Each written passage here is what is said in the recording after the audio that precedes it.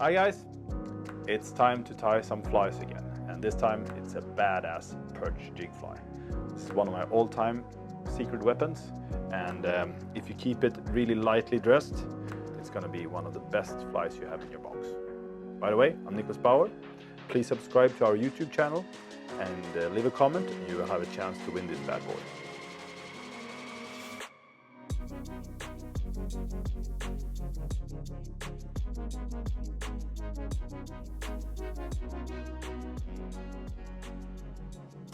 So when it comes to jiggy flies and when you're fishing them deep for perch, it's crucial to keep them lightly dressed. So you don't want to have really bulky flies. You want to have flies that are skinny and that sinks really fast and cuts the water really well.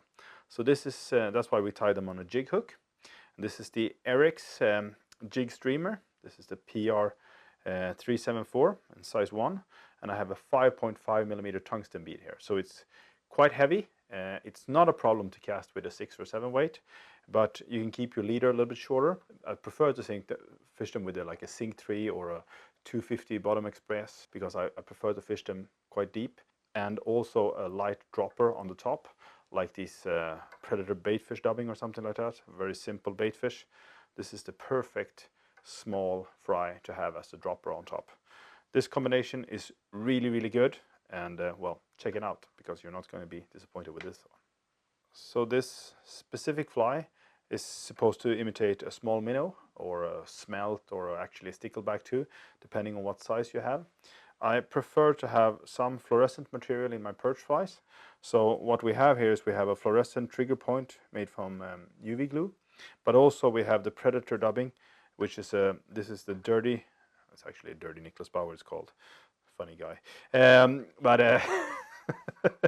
but it's really it's a mixture between olive and dirty pink, and when you hit it with black light, you can see it's really fluorescent.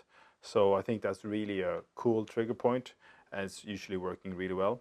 We're using the flat stick on ice, and we're going to put red one on this one that I'm going to tie, and I like them flat because then you can cover it all around with the UV resin, and you can keep that head very narrow and skinny, so they sink fast. That's a very key point. The second key point in a pattern like this is to have a tail that doesn't tangle. If you have a tail that every time you cast it tangles like that, then you have tied it the wrong way. So here you can do it basically in 2 ways. You can put some bucktail underneath, or as you're going to see me when I'm tying this, you're going to put some super glue in the end of the tail. It's not going to be visible at all, nobody's going to see it, but it's going to prevent that tail from tangling at all. So you can have a snag-free killer pattern for perch.